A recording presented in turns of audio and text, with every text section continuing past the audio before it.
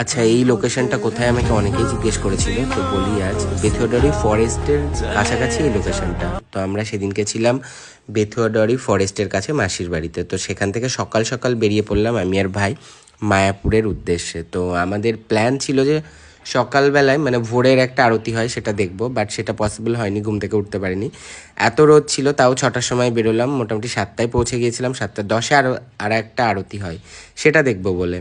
তো যাই হোক, আমরা ওখানটায় একটু ব্রেকফাস্ট সেরে নিয়েছিলাম। আর তারপরে এই যে ফার্স্ট টাইম আমি প্রথমবার তিলক কাটলাম, জানি না কেমন লাগছে, একটু কমেন্ট করে জানিও কেমন লাগছে। তো তারপরে মন্দিরের ভেতরে এন্ট্রি নিলাম, আর ভেতরটা এত সুন্দর মনোরম ছিল, কি বলবো, মানে একটা মানসিক শান্তির জায়গা বলতে পারো। তো এইখানটায় যে ফরেনাররা কীর্তন করছিল। তো আস্তে আস্তে আমরা মন্দিরের ভেতরে গেলাম, আর সেখানে ভিডিওগ্রাফি অ্যালাউ ছিল না বলে আমি ভিতরের সেগুলো তোমাদেরকে দেখাতে পারছি না। তারপরে আমরা মন্দিরটা সেরে আমরা সেখানে একটা ঘাট ছিল ওপারে যাওয়ার, তো সেখানে একটু গেলাম। আর এত রোদ ছিল সেজন্য আমি আর একবার সানস্ক্রিন লাগালাম। আর যারা আমার ভিডিওটা দেখছো অবশ্যই আমার চ্যানেলটা একটু সাবস্ক্রাইব করে দিও, সাপোর্ট করো। আর কে কোথা থেকে দেখছো কমেন্ট করো, নেক্সট ভিডিওতে নাম নেব তোমাদের।